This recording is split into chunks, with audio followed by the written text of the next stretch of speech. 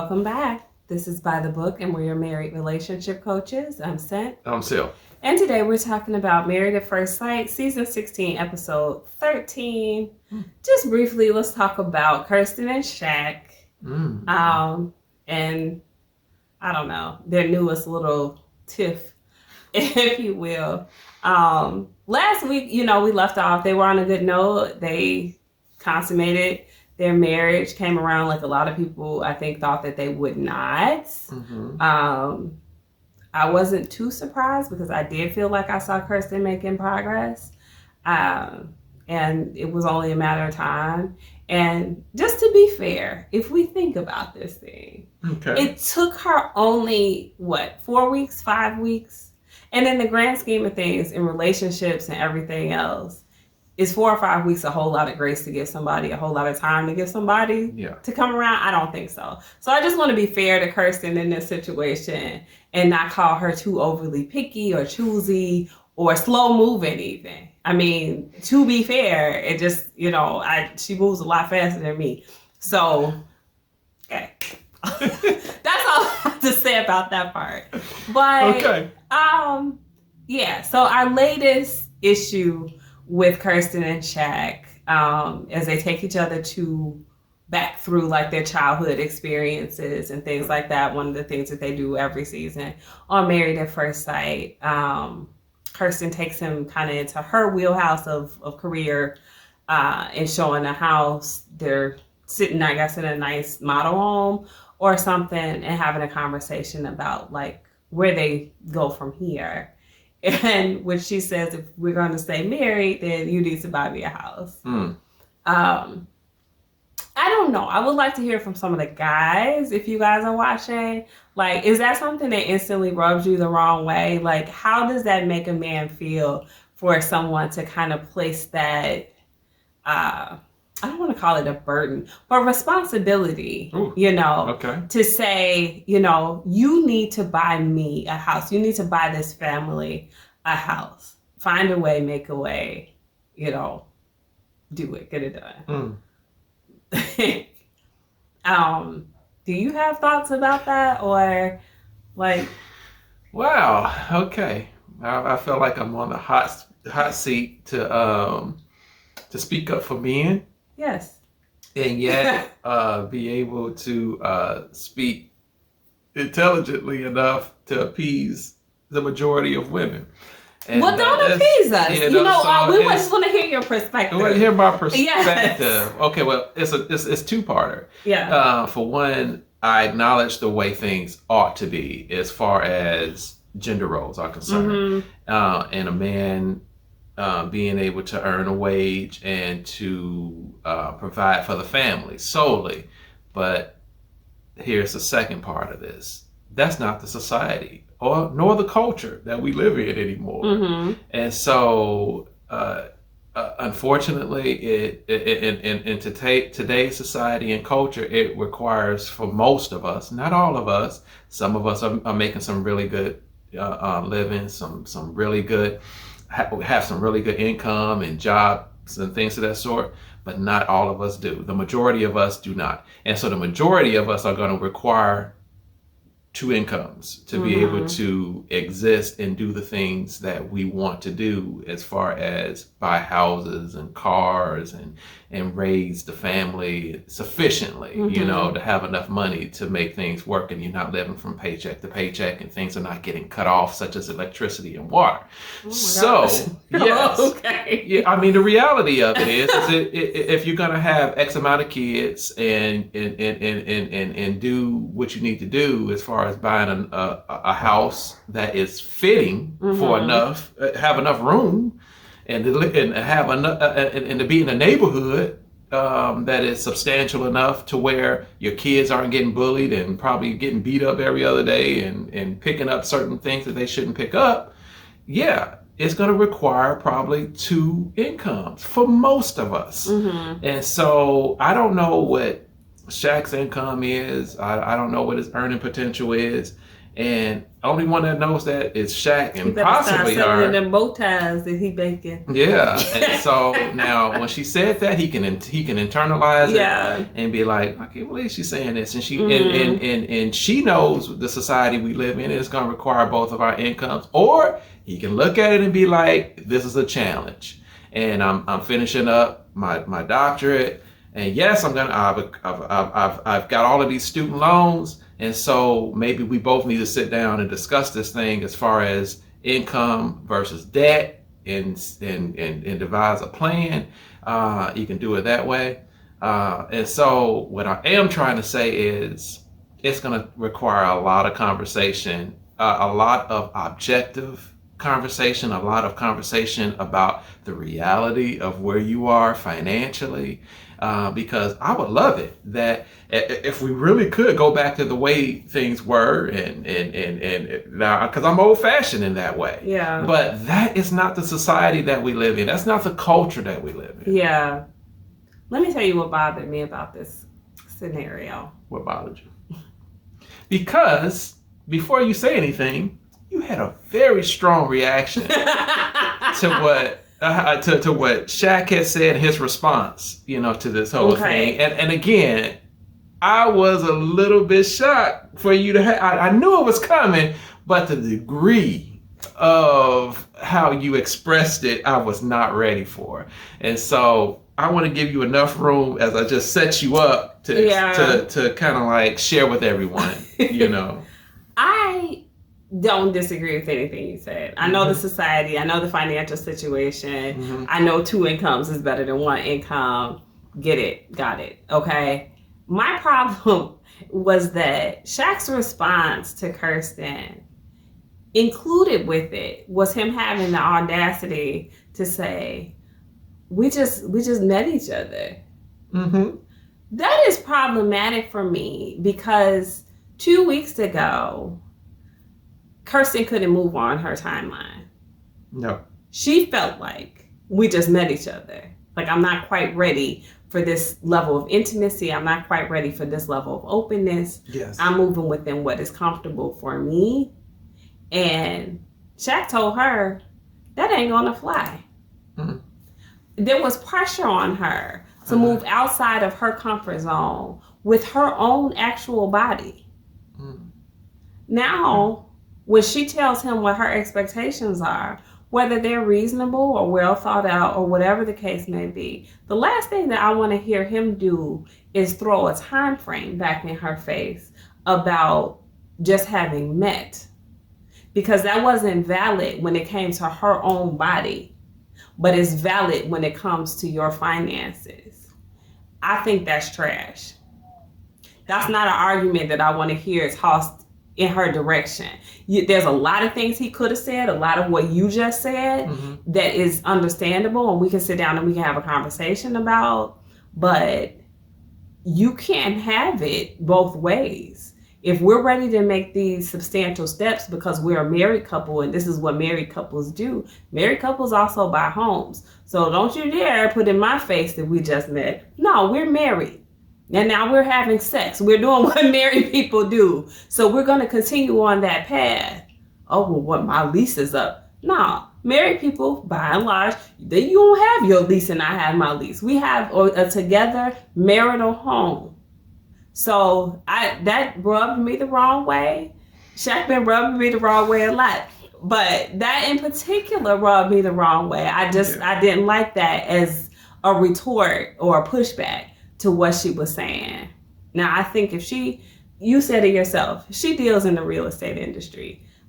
She may not be the financing guru for the homes that she's selling, but she understands some of the ins and outs of it. And I think she very well can understand that it's going to take, it's easier. They probably will get the home that they want faster if her income is considered, He was like, you don't want to be on it at all? And she's like, I'll be on the deed, No, I mean, I think it's fair in this day and age for a gainfully employed woman to be in some ways responsible for portions of the mortgage, if that's what works out for the family.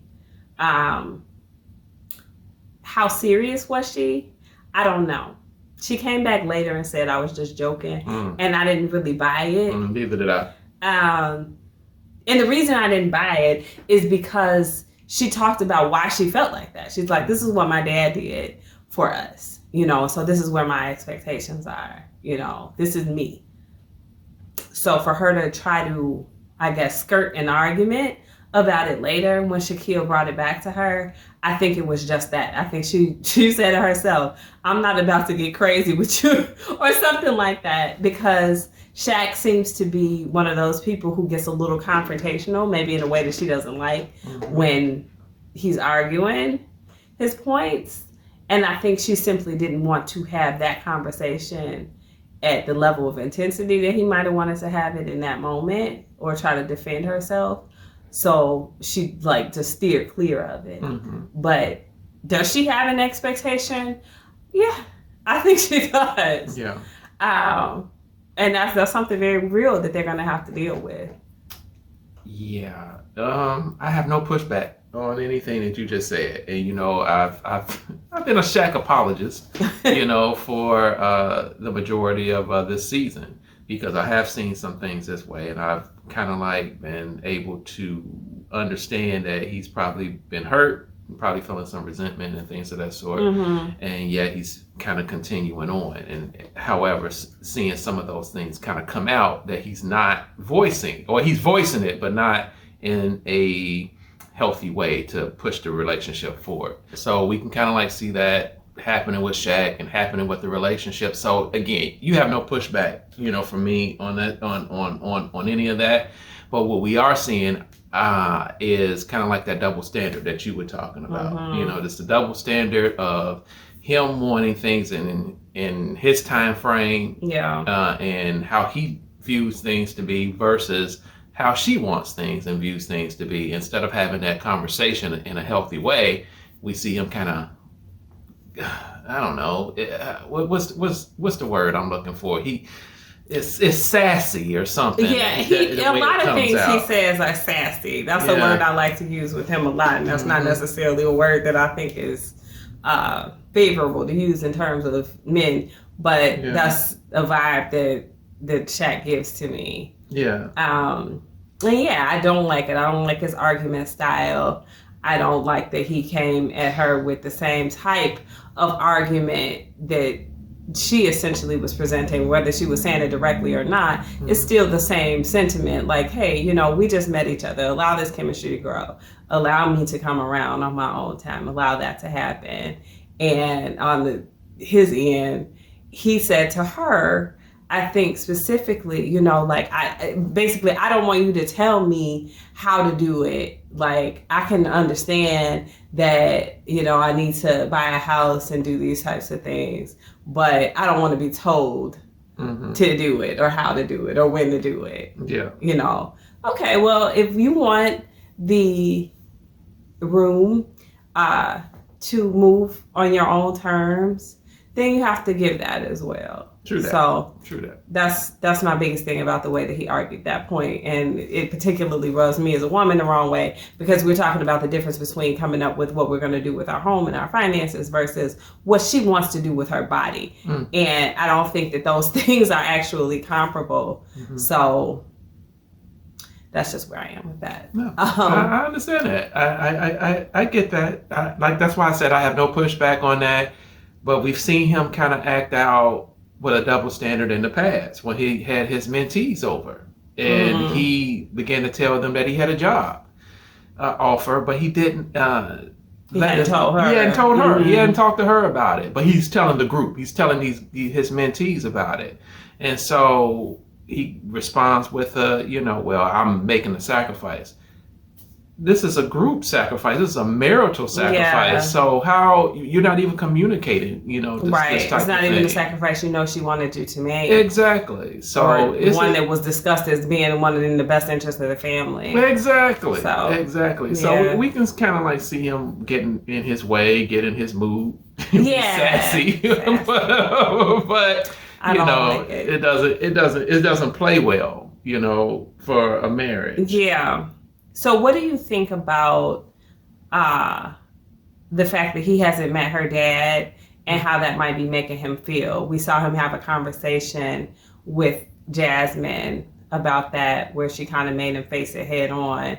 And he admitted that he didn't feel good about not having met him. But interestingly, in the after party, we hear Kirsten kind of express some frustration. Like, she's been making moves to try to have that happen.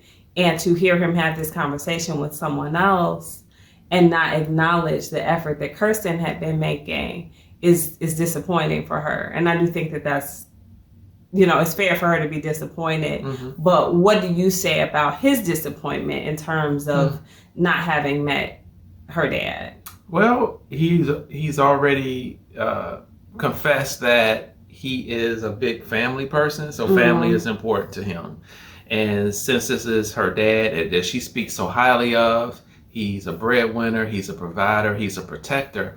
And so since she's gauging how she views her marriage and the expectations of a husband directly through her dad, yeah, he wants to meet this guy, be able to make some of the same determinations probably as well. So he's probably also taking, that's one thing, but he's probably also taking it as far as a diss, for him. That from her dad or from Kirsten herself? From her dad, probably like, oh, her dad don't like me, or her dad don't even want to try to give a chance to get to know me, and so he's probably already looking at it as far as, like I said, some type of negative thing, so slight against him, instead of, hey, Kirsten has been trying. We just haven't been Kirsten. I'm sorry. Kirsten has been trying, but we haven't been able to get the dates and the times, together. And so stop taking everything personal. He seems like such a sensitive guy to me. He would annoy me to know,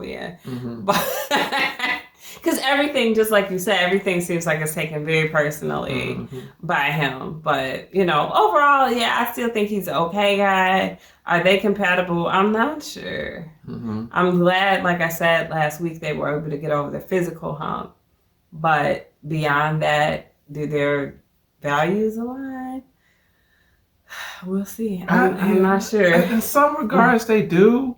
But here's the thing. She wants him to be a leader in the household. Yeah. I totally respect that. And he said that he could do it. But it comes off again as being snippy and sassy, by which is ineffective. I don't care who you're leading. You can lead your mentees, or you can lead the church choir, whatever. But if your management style is one of snippiness, it is ineffective. And for the long haul, for the long run, that type of management style is not going to work within a marriage. And I think I have to credit Kirsten again for the way that she handles his moods. Even though she kind of avoided, like we talked about a little bit earlier, the conversation, and I think she wasn't entirely truthful about whether or not she was serious about him doing the purchasing of the home. Still, I think when he gets those attitudes and he gets confrontational, she, in my opinion, is the one to de-escalate those situations. It could go to another level, but so far what I'm seeing is that Kirsten is making sure that it doesn't. As soon as she stops doing that, they are going to have a blow up. Yes. And so I do have to commend her. Yes, I'm giving Kirsten another feather in her cap. Yeah, I am. Yeah, definitely. And so I agree with you. She has been the one to stabilize, this relationship right about now, especially when he gets in his feelings. And again, coming from a man's side, not to say that men we don't have feelings, because we do, but we have to be able to manage those feelings in an effective kind of way, to the standpoint that we're not hurting the relationship, we're helping the relationship. And all he is doing is he is eventually going to kill whatever intimacy that they have and that they were going for. They just got there. But he's going to kill it. I mean, right there with that, because guess what? She's not going to feel safe and secure in that relationship, and it's going to kill it. She's going to be like, why? Why am I putting myself out? Why? Why am I trying? Why? Why do I keep having to de-escalate the situation? And she probably will get hurt, and she'll be like, no, you know what? I'm not putting myself out there anymore. Mm-hmm. Why? For you to trample over my feelings and get real snippy and saucy with me. What for? You know, so he's going to have to reel that back in. And he's just got that feminine energy. That's what I was about to say. He's been around too much feminine energy. Lot of women. He seems like just women surrounding him, and that's how he responds in a way that kind of that, you know, snippier way, sassier way that we may respond. Yeah. And it's a little bit off-putting. Yeah. At least to me. Yeah. I couldn't have said, that's exactly what I was about to say. Too much feminine energy. Yeah. You know, right there. You know, hey, if you're going to walk in leadership and you're going to walk in your husband role, walk in it in its totality. Be man up on this stuff and stop. He's going to have to stop. Yeah. So guys, let us know what you think. Did you take the offense that I took to him saying that they just met? I took particular exception to that, of course. I would like to know if that was something that you guys felt as well, or did you feel like it was justified in him saying so? I feel like you can't have it both ways. But drop those comments. Yes. Let's talk about it. Like, share, and subscribe, guys. We'll talk to you soon.